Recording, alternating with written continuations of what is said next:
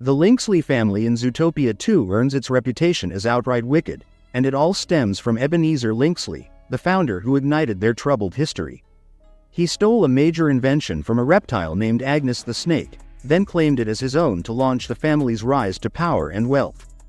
Beyond the theft, he promoted the harsh view that reptiles were dangerous and worthless, a bias that stuck around and still fuels discrimination in the city today long after his time.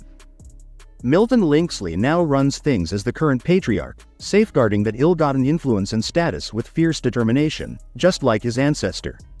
He's equally ruthless in his schemes, obsessed with protecting the family legacy at any cost, while doubling as an awful father whose self-centered ways ripple out to hurt his own kids. His children, older son Catrick, daughter Kitty, and younger son Pobert, aren't free of blame. They've all embraced the family's villainous path, participating in lies and schemes that harm others. Even so, Milton raised them in this toxic world, modeling cruelty and entitlement from their earliest days, which heavily shaped their choices and makes his role central to their downfall. Their mother stays a complete unknown throughout the story, with zero mentions, appearances, or hints about her fate. Whether she died, divorced Milton, or simply disappeared from their lives, it remains a mystery that underscores the family's fractured core. This gap leaves Milton as the unchallenged force in the household, amplifying his control without any counterbalance. His parenting reveals stark favoritism. He welcomes Catrick and Kitty as full partners, treating them with respect and drawing them into his inner circle, which is why scenes often show the three of them united and confident together. Pobert, as the youngest, gets the raw end of it. Milton dismisses him as a joke, barely counting him as family, shutting him out entirely from their bond. That exclusion hits hard, leaving Pobert desperate to prove his worth and belong. Catrick and Kitty fully grasp that their father Milton is wicked to the core and ready to go to extreme lengths to hold onto the family's power, no matter the cost. They know he pushes policies that further isolate reptiles, squeezing them out of Zootopia's society by limiting their opportunities and space, ensuring they stay marginalized and powerless.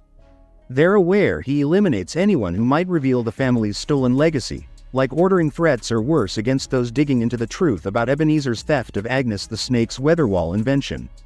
This complicity makes it clear they're not innocent. They actively join in the schemes, from intimidation to cover-ups that harm others and perpetuate the anti-reptile bias their ancestors started generations ago.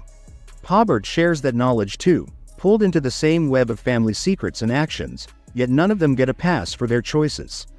Still, there's a striking moment in the film when Milton loses his temper completely with Pobert, unleashing real aggression that crosses a visible line. You don't belong in this family. You will never belong in this family. Right then, Catrick and Kitty's shocked expressions reveal a lot.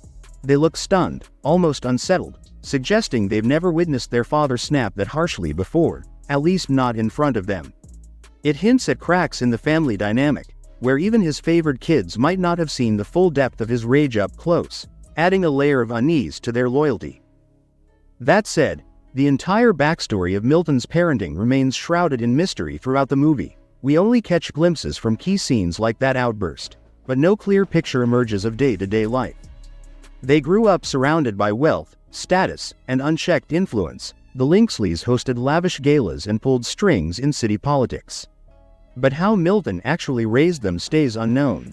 Did he mix tough love with rewards for obedience, or was it constant pressure to uphold the lies? We lack details on discipline, affection, or what shaped their views beyond the privileged bubble. Their mother adds to the enigma. She could have been compassionate and kind-hearted, perhaps opposing the family's cruelty before fading away, or fully aligned with their ruthless ways. There's just no trace of her, no name, no role, leaving her as a silent question mark that makes the household even more unbalanced under Milton's sole rule. One truth stands out sharp and undeniable. Milton treated his children harshly overall, with Pobert bearing the worst of it through constant dismissal and exclusion.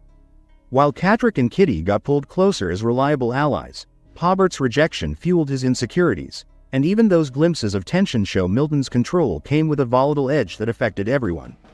This uneven cruelty underscores how the family's evil isn't just inherited, it's reinforced at home, binding them in a cycle of power, prejudice, and pain that the story exposes step by step.